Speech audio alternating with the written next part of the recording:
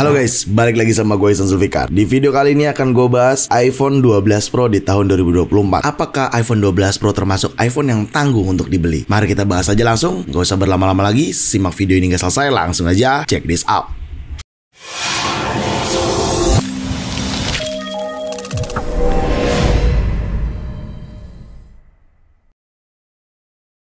Ya, di tangan gue sudah ada iPhone 12 Pro yang sebenarnya sudah dirilis sejak tahun 2020 lalu. Sudah hampir masuk berarti 4 tahun ya. 2020, 21, 22, 23. Ya, 3 tahun lah ya, hampir 4 tahun lah mungkin. Seberapa layak sih iPhone 12 Pro ini untuk kita beli di tahun 2024 ini? Sebelum gue jelasin semua panjang lebar, gue mau jelasin dulu spesifikasinya. Oke? Mulai dari varian warna terlebih dahulu. Untuk yang sama gue ini adalah varian warna Graphite. iPhone 12 Pro itu memiliki 4 varian warna, yaitu Pacific Blue, Gold, Graphite yang sama gue ini, lalu warna Silver. Itu adalah pilihan varian warna untuk iPhone 12 Pro series ini dengan spesifikasi layar di Super Retina SDR display di mana ukurannya 6,1 inch diagonal all screen OLED display. Ukurannya memang masih 6,1 inch dan layarnya juga lumayan lebih besar. Ya menurut gue iPhone 12 Pro series ini pengembangan dari iPhone 11 Pro series sih. Meskipun udah dirilis sejak tahun 2020, tapi untuk layar displaynya ini memang masih enak banget untuk dipandang, untuk digunakan, dilihat warna gambar atau warna hasil foto. Menurut gue masih cocok banget sih iPhone 12 Pro ini ya. Dan iPhone 12 Pro ini masih menggunakan stainless steel untuk bodinya dengan tekstur matte glass back untuk bagian belakangnya tuh. Ya, tentunya masih menggunakan ring switch silence atau ring silence switch ya. Jadi untuk desain bodinya memang iPhone 12 Pro ini pertama kali dirilis adalah desain yang mengusung seperti kotak gitu ya. Tidak rounded atau tidak curve, tidak seperti iPhone 11 Pro atau 11 series. Jadi iPhone 12 series ini atau iPhone 12 Pro yang sedang gue bahas ini itu memang mengusung kayak model-model era iPhone 5 pada waktu itu yang berkembang hingga saat ini ke iPhone 15 Pro series. Jadi desain bodinya masih stainless steel, belakangnya menggunakan tekstur matte black, dan masih menggunakan ring switch silent seperti itu cuy. Lalu iPhone 12 Pro ini menggunakan chipset A14 Bionic, dimana dengan 6 core CPU dan 4 core GPU serta 16 core neural engine. Lalu masih menggunakan design notch juga untuk bagian depannya, untuk kamera depan. Dan iPhone 12 series ini kita perlu ketahui iPhone yang pertama kali dengan teknologi MagSafe charger. Jadi di belakang ya, kita bisa charger menggunakan magnetic MagSafe kayak gitu cuy. Dan perlu jadi catatan juga buat teman-teman, iPhone 12 series atau iPhone 12 Pro yang sama gua ini adalah iPhone dengan teknologi koneksi yang sudah mendukung 5G. Jadi iPhone start 5G itu dari mana? Benar, iPhone 12 series. Tapi yang sedang gua bahas ini adalah iPhone 12 Pro. Jadi sudah pasti iPhone 12 Pro ini mendukung koneksi 5G. Ya mana tahu kedepannya di Indonesia untuk koneksi 5G sudah bisa merata gitu. Dengan pilihan kapasitas storage dari 128GB,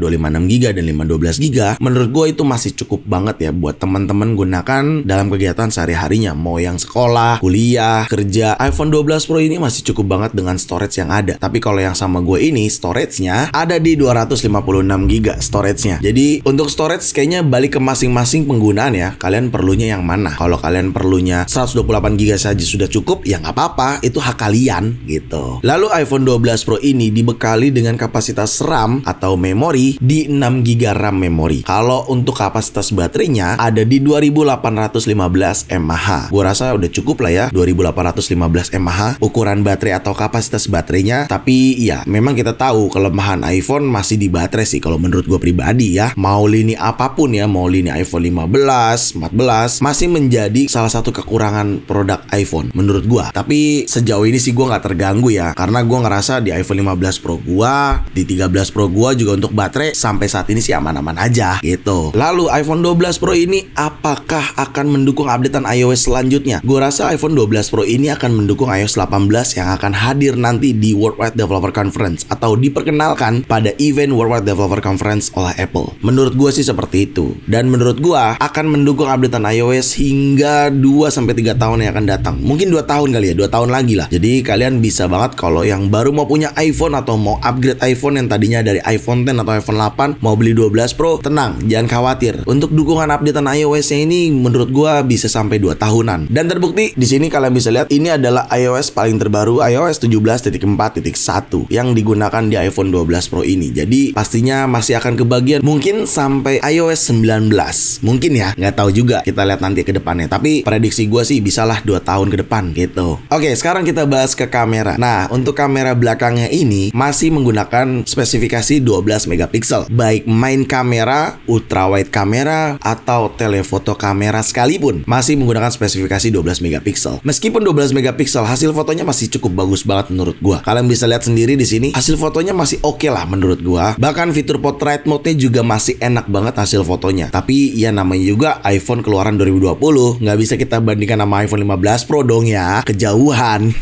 Jadi gua rasa iPhone 12 Pro ini masih sangat cukup banget sih untuk spesifikasi 12 megapiksel. Meskipun kita tahu sekarang beberapa lini iPhone terbaru sudah menggunakan 48 megapiksel gitu. Tentunya dengan pilihan optical zoom-nya di 0,5, 1 kali dan 2 kali. Kalian bisa lihat sendiri hasil foto 0,5 seperti itu, 1 kali seperti itu, dan 2 kali seperti itu. Kalau menurut gue pribadi penilaian hasil fotonya masih sangat bagus banget sih menurut gue. Tapi ya kita nggak bisa bandingkan ini sama seri terbaru, kecuali akan sangat relevan apabila kalian membandingkan ini dengan seri yang lebih di bawahnya, kayak iPhone 11 Pro ataupun iPhone XS Max sekalipun gitu ya. Tapi ya menurut gua meskipun dengan spesifikasi seperti itu, hasil kameranya masih cukup baik banget. Dan tak luput juga fitur kamera sudah mendukung Apple ProRAW serta Night Mode untuk kamera belakang iPhone 12 Pro ini gitu. Cuman tetap ada kekurangan, tapi sabar, gua akan jelaskan kekurangannya apa. Lanjut, kita masuk ke video. Nah, video juga kalian bisa lihat di situ hasilnya dengan spesifikasi yang sudah bisa mendukung 4K, dimana bisa mendukung 60 fps juga hasil videonya. Gua rasa hasil video masih sangat baik banget. Tapi satu kekurangan, iPhone 12 Pro belum ada fitur cinematic video yang ada di seri 13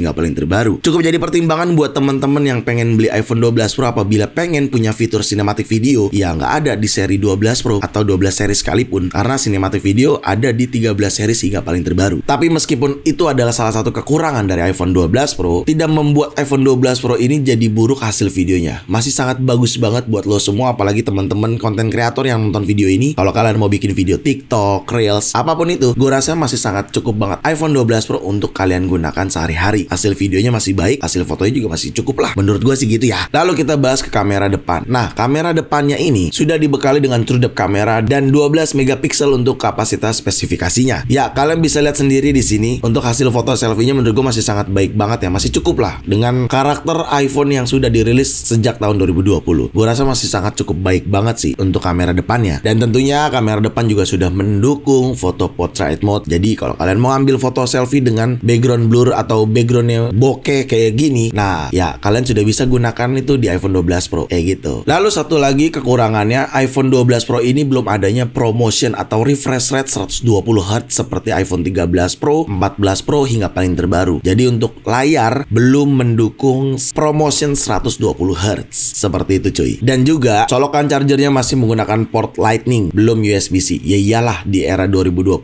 Apple belum ingin menaruh USB-C di lini iPhone. Meskipun di lini MacBook sudah, tapi ya di iPhone 12 Pro ini belum menggunakan colokan charger USB-C, masih menggunakan Lightning. Bisa jadi bahan pertimbangan buat teman-teman semua. Oke, itu adalah spesifikasi dari iPhone 12 Pro. Sekarang kita bahas apakah worth it iPhone 12 Pro ini dibeli. Menurut gua dengan spesifikasi chipset yang ada, iPhone 12 Pro ini masih sangat layak banget untuk digunakan di tahun ini atau di tahun 2024 ini. Let's say bisa sampai 2 tahun yang akan datang kalian gunakan. Jadi kalau kalian beli iPhone ini, mungkin bisa kalian gunakan 2 tahun ke depan atau bahkan lebih. Meskipun nantinya iPhone 12 Pro ini tidak akan didukung updatean iOS selanjutnya, tenang aja. Bukan berarti iPhone 12 Pro ini tidak bisa digunakan. Tetap bisa kalian gunakan selayaknya iPhone. Tetap bisa kalian gunakan normalnya iPhone. Meskipun tidak didukung lagi updatean iOS terbaru. Seperti itu. Jadi sebetulnya kalian nggak perlu khawatir juga apabila teman-teman di sini yang membeli iPhone 12 Pro pada nantinya iPhone 12 Pro tidak didukung updatean iOS terbaru, nggak usah khawatir. Tetap bisa kalian gunakan secara normal. Hanya saja kalian tidak kebagian fitur-fitur terbaru. Seperti itu aja. Tapi sejauh ini menurut gua iPhone 12 Pro masih sangat layak banget untuk dibeli di tahun 2024 ini. Mulai dari hasil kamera juga masih cukup baik, lalu performa chipset juga masih cukup bagus menurut gua. Tapi saran gua mungkin agak pinter-pinter ya nyari unit secondnya, karena iPhone ini udah discontinue lama. Jadi ya kalian harus pinter-pinter nyari unit second ya, karena kan unit second itu tergantung kelengkapan, fungsi, IMEI alias sinyal gitu kan. Lalu ada lecet atau enggak di bagian-bagian bodinya. Ya Nah, itu perlu kalian teliti lebih dalam lagi saat membeli. Jadi gua ingin mengingatkan aja agar bisa lebih teliti, hati-hati dalam membeli iPhone 12 Pro. Seperti itu. Lalu apakah iPhone 12 Pro ini termasuk iPhone yang tanggung? Kalau kita sandingkan dengan 13 Pro, jelas ini termasuk iPhone yang tanggung, karena kayaknya kalau ada rezeki lebih baik 13 Pro lah langsung minimalnya. Jangan di 12 Pro. Tapi nggak usah memaksakan. Apabila budget kalian hanya bisa beli di iPhone 12 Pro, nggak apa-apa juga cuy. Nggak usah merasa terkucilkan gitu ya. Jadi tenang aja, nggak apa-apa. Kalian beli iPhone 12 Pro ini bisa dikategorikan iPhone tanggung, tapi bisa juga tidak dikategorikan iPhone tanggung. Jadi tergantung perspektif masing-masing. Makanya gue saran kalau lagi nabung untuk beli iPhone, lebih